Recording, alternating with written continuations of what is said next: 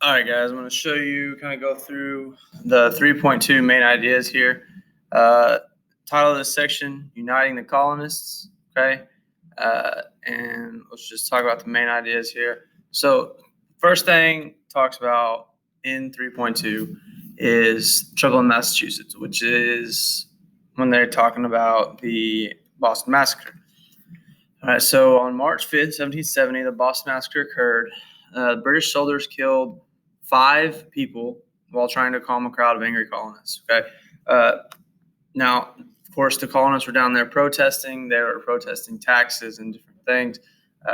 Now, don't think the colonists were completely innocent here. They were kind of egging them on, getting them angry, and were calling out the soldiers, which led to one of them getting scared and shooting his gun and killing people. So the colonial leaders then used the Boston Massacre as propaganda against Britain. Okay, so what is propaganda? It's one of your vocab words. It is ideas or information intentionally spread to harm or help a cause. So in this case, colonial leaders were using the Boston Massacre to harm the British, get people to think that the British were worse. Okay, obviously this wasn't a good deal, but leaders saw this as a way to hurt the British, so they used it.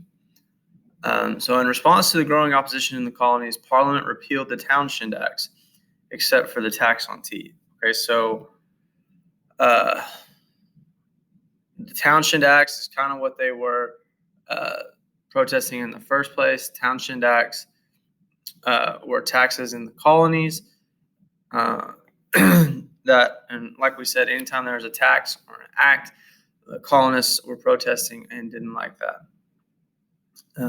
So then we go into the crisis in Boston, which the Tea Act removed some of the British taxes on tea, but the colonists could only buy tea from the British East India Company. Okay, so what does that sound like? If they can only buy it from one place, then that is called a monopoly. Okay, so again, something that colonists had no control over, and the British East India Company could raise the price of tea to whatever they wanted. So on December 16th, 1773, colonists and Sons of Liberty dressed up as Native Americans and threw hundreds of chests of tea into the Boston Harbor. This is known as the Boston Tea Party. I'm sure most of you have heard about it already before, and everybody knows about the Boston Tea Party. So that probably is going to make the British mad. Obviously, they threw a bunch of their tea into the harbor. Now, when they did this was a kind of a peaceful protest. No one was harmed. The colonists didn't go hurt any of the people on the ship. They were they just went on. They kind of held the ship, the captains and stuff, kind of held them back. They didn't hurt them. They threw everything into the ocean, in the harbor, and then they came back and they even swept the boat up to where there was nothing left, so it was clean. So peaceful in a way that they didn't hurt anybody, not peaceful in the way that they threw a lot of money's worth of tea into the harbor.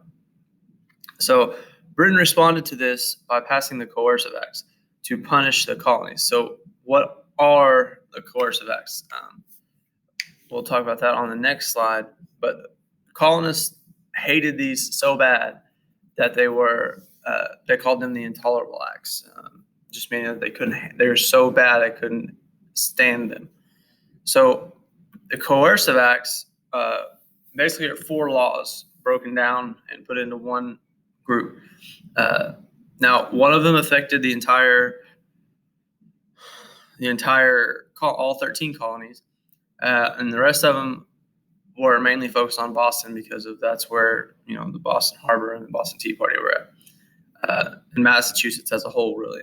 So the first one was the Boston Port Act. It shut down the Boston Port. Nothing could go in or out of the Boston Port. Okay. until they were shutting it down until the colonists paid for all of the tea that was thrown in the harbor, because that made the British pretty mad. The next one is the Massachusetts Government Act and the Administration of Justice Act. Those shut down town meetings in Massachusetts.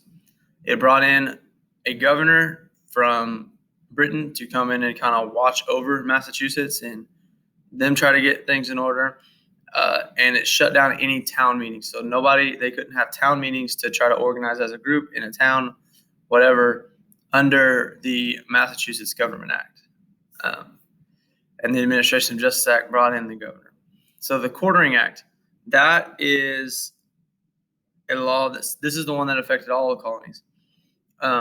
It said that any British soldier could live among the colonists in their houses, and they couldn't do anything about it. The colonists had to let them, if they so chose, to live in their house.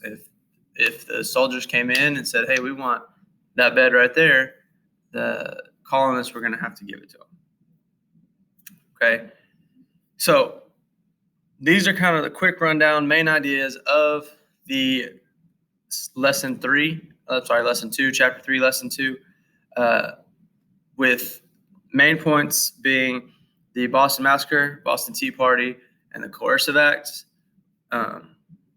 And making sure you remember those vocab words we talked about: monopoly, propaganda.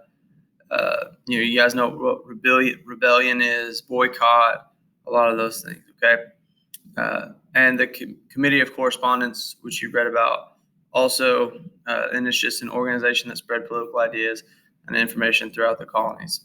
Okay, so that kind of goes along with between the Boston Massacre and the Boston Tea Party. They would spread news. They would make pamphlets and send out to everybody in different colonies to let them know what was going on, because they didn't have Channel 6 News to watch every night.